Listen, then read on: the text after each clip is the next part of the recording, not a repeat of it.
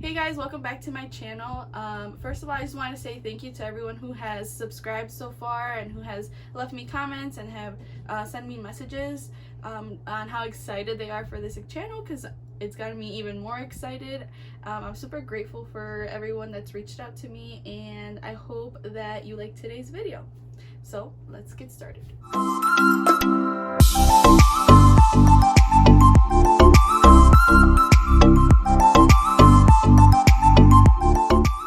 So for today's video, I really wanted to be able to give you guys some different options of professional development books that you could be reading this summer. I think it's really important that we utilize the summer that we have to be able to gain some different professional development, try to engage ourselves in different things that we want to learn more about, and just get prepared for the next school year. Right now, it's been really hard to plan because we really don't know what's going to happen next year, whether we're going to be going back to virtual learning or if we're going to be going back to the classroom. So I think either way, these books are going to be able to help you. So some of the books that I'm going to be introducing today really do have a big emphasis on bilingual education and even dual language. So right now, I just finished up my first year as a second grade bilingual teacher. Right now at the school that I am at, we are actually transitioning into becoming a dual language school. However, I'm still in second grade, where we are still considered to be transitional, but next year is going to be getting to me. So we started with pre-K and kindergarten. This next school year it'll start in first grade, and then one more year for me, I'm going to be engaging in the dual language program. Because I'm going to be starting the dual language program eventually in second grade, I think it's really important that I educate myself on the different strategies that are essential in a dual language classroom. In my student teaching, I was in a dual language classroom, in a fourth grade dual language classroom, and it was really awesome, and that's really where my heart is. But I'm trying my best to get my kids right now ready for third grade, where it's going to be really in all English. So I'm still trying different dual language strategies and biliteracy strategies in my classroom, even though we're still transitional, just because it's still important and it's still something that's going to help. First book that I really wanted to talk about is one that I have here with me, and it's called Biliteracy from the Start.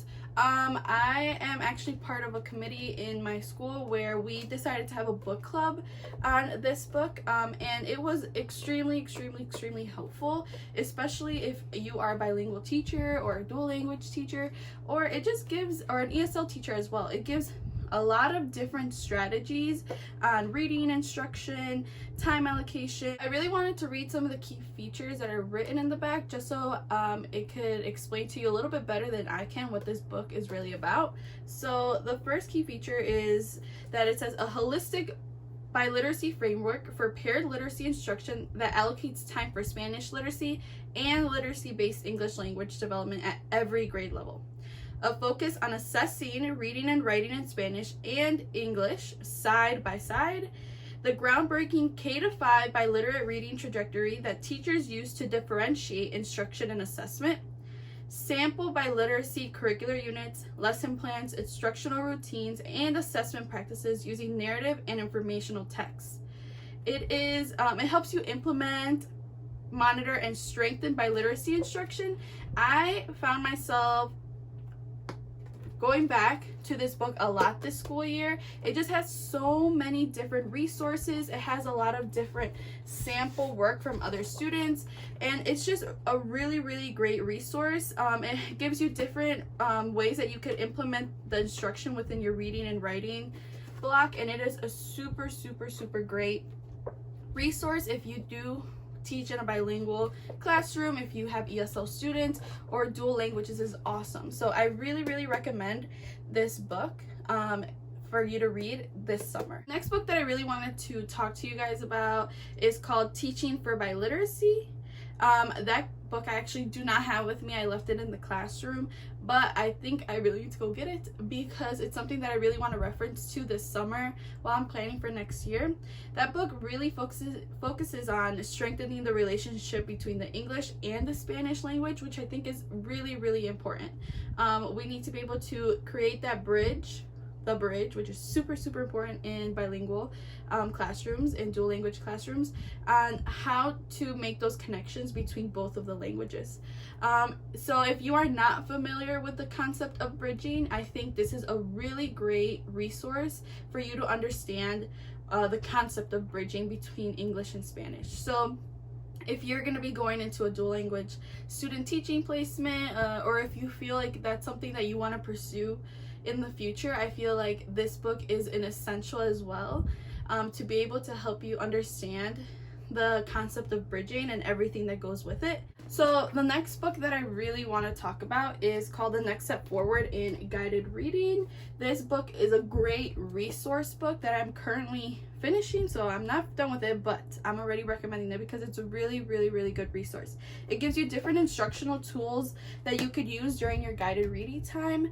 I actually did not engage in a lot of guided reading during my student teaching, so this first year of teaching on my own, guided reading was something that I needed a lot of help with. So I felt like I wish I would have really had this at the beginning of the school year, but better late than never. So this book is really awesome because it is separated in different chapters based on the different type of reader. So there's a pre-A reader, emergent reader, early reader, and it's all based on levels. But it is a really great resource because it gives you so much in this book, in these sections, based on the reader. So at the beginning of every chapter, it gives you like the profile of every kind of reader. It tells you how to assess the reader, the different running records that you could do with that type of reading level. It also gives you dictations, sight words, how to decide what you're going to teach to that group. That's sometimes really hard for me, like, okay, what do I teach now? And then it also gives you different summary charts and different ways you can monitor their progress, which is really cool. It guides you through a lesson. It helps you form groups. It helps you select the text. It helps you pinpoint your focus, what materials you're gonna have, how should your guided reading actually look like. And it's just a really awesome resource for any type of teacher, if you are bilingual or not. If you are a bilingual teacher, I feel like there's going to be some things that you kind of need to change a little bit, which is totally fine. I feel like as bilingual teachers, we find ourselves having to change things around a lot. But this is a really great resource to just kind of understand what are the different things that your guided reading group should do, and what does guided reading really look like. So I highly recommend, and I'm super excited to finish reading this book. So last summer, I was trying to plan how my literacy block was going to look like, and I felt like I really needed a lot of guidance in that. So my school actually does Daily 5, so I went ahead and purchased the Daily 5 book. I highly recommend this if your school is doing Daily 5 or is implementing the Daily 5 program. But even if your school isn't, I feel like it gives you a great way to structure your literacy block, whether you do all of the components of Daily 5 or just some. I really love the Daily 5 program because I feel like it makes our students extremely independent, and it allows us to have more time, more uninterrupted time with our guided reading groups, because it makes them so independent and so accountable for themselves and for one another. It gives you different strategies on how to increase your stamina, and it also gives you different lessons on how to practice the different Daily 5 stations. So for me, it took me a while to actually implement the Daily 5 stations. However, when I finally was able to successfully implement all 5 of them, I felt like I spent less time on classroom management and more time on instruction, which I think is every teacher's dream. I really love the structure of Daily 5, and I just really love the different strategies and the different lessons that this book gives you. So if you feel like you kind of need to change up your literacy block, or if you know that your school is going to be implementing Daily 5, an essential. I really highly recommend. The next book that I really want to talk about is one that I actually read through my coursework as an undergrad, but I think especially with what is going on in the world right now, and I think it's important that we educate our students on how they could be advocates for social justice within our community and for the world. And it doesn't matter how old they are, they could make a change. And I feel like this is a really, really great book to be able to teach social studies for social justice. So I know a lot of us already have a curriculum that's in place for social studies, but it doesn't mean that we can't add whenever we have the chance. So I feel like this is a really, really great book. And the book is called Social Studies, Literacy, and Social Justice in the Common Core Classroom, a Guide for Teachers. It is a great, great, great book. I feel like I need to be better about doing this myself. So I feel like this is a book that I want to reread this summer, and it's just a really, really inspirational book for teachers on how we could use literacy strategies to be able to teach social studies, and specifically social studies for social justice. So this book is actually geared to grades 3 to 8. However, I think that this book is still a really, really great book if you teach those grades or not. I teach 2nd grade, but as teachers we find ourselves always changing things up a little bit to fit our own classroom needs, and I feel like this is a really great book to start doing that with if you're thinking about implementing more social studies in your curriculum.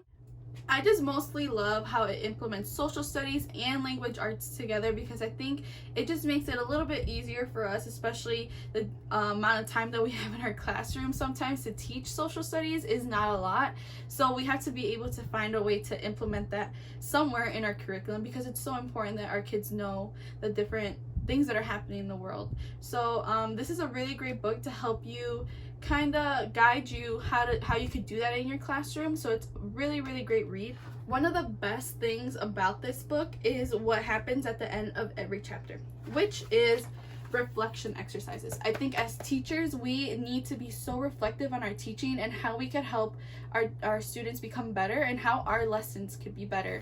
And it's just, especially with social studies, especially social studies for social justice, it's important that we reflect on our own teaching. So some of the questions that I ask you is, consider the next lesson social studies you're planning to teach, and it gives you the different things that you should go through before actually teaching that lesson. Also, it talks about, okay, if you are mandated to do a social studies curriculum, what else can you do to be able to implement the different social justice standards that your kids need to understand as well. And then one of the questions here as well is, how would you challenge students' misconceptions around history? What are ways in which you could paint a picture for students of what really happened? I love these reflection exercises that you do at the end of the book, or at the end of every chapter. Highly, highly, highly, highly recommend. I think if you're gonna read any of these books that I recommend to you in this video, it's this one. Okay, so these next books that I'm going to be talking about are more resource books that I think are really, really good resources in the classroom. Just because I found myself using these so much this past year, and as I'm planning for next year, I have been looking through these as well. This is not something that you really like read through, but it's something that you could use based on the different curriculum that you teach within literacy. I actually got them when I went to a bilingual professional development conference this past year, and they're really, really awesome. Maybe you have seen them, maybe you have not, but as bilingual teachers we find ourselves translating so much. These books are actually available in English, but they're also available in Spanish. Woo woo. So when I found these books, I knew I had to buy them. So this first book is actually called El Libro de Estrategias de Lectura. So estos son diferentes estrategias de apoyo en español. I love this. I love this because I actually had the one in English that my school actually provided for me, but it was just so much trying to translate everything. So for example, you look at the different sidebars and it tells you para quién es, who is it for, the different level, the type of text, and what are you trying to teach. So this one, it's for J through Z, focusing on fiction books, and then it's focusing on inferences, determining the importance, and synthesizing. So, and it gives you the different anchor charts that you could use. I also really like it because it gives you examples of exactly what you can say to your students to help introduce this anchor chart or this topic that you're trying to teach them. And it also gives you different consejos at the end. I also really like it because it gives you recommendations at the end of how you can approach it, different things you could ask yourself, different things you can prepare before you teach it. So it's really, really great. So this one is for lectura, for reading. And then this one is El Libro de Estrategias de Escritura. As you can see, I have tons of post-it notes of different things that I like to reference to when it comes to writing. Writing was something fairly difficult for me this year, but I felt like once I got this book, it really helped me to kind of see the different things that I could teach it and how to teach it. This last book is also more of a resource book instead of a book that you kind of just read through. This is called Your Literacy Standards Companion, What They Mean and How to Teach Them, and this is from grades K to 2. They do have one like this for higher grades, and they also have a math one that aligns with the Common Core standards. And again, it's just like a resource book that you kind of go through. So depending on your state, it helps you kind of bridge the gap between the standards that your state uses and then Common Core, because that's what it really focuses on. And then it also just gives you different strategies that you could use. It gives you like a planning page where you could plan your lessons. It gives you the gist of all the different standards, and then it gives you what the teacher does and how to analyze the different strategies that you use within your classroom, the vocabulary, and just a lot of information that it gives you. I feel like Common Core is sometimes hard to understand, like what am I really supposed to be teaching right now, and this book really helps you understand what you should be teaching. Again, they have higher grade ones, and then they also have a math one that goes with this, which is really cool. So if you want to purchase any of these books, I will be linking them down below. If you have any suggestions on anything that you want to see from me for my channel, I would really appreciate your suggestions in the comments below. Also, if you have any books that you recommend for me or for other teachers, please also leave those so we could learn more about other books as well that we could be engaging in this summer. So if you found this video helpful, if you could please like and subscribe. If you want to get notified when I put out a new video, you could also hit the notification bell. Other than that, I really appreciate all your support, and I hope you come back for my next video. Bye!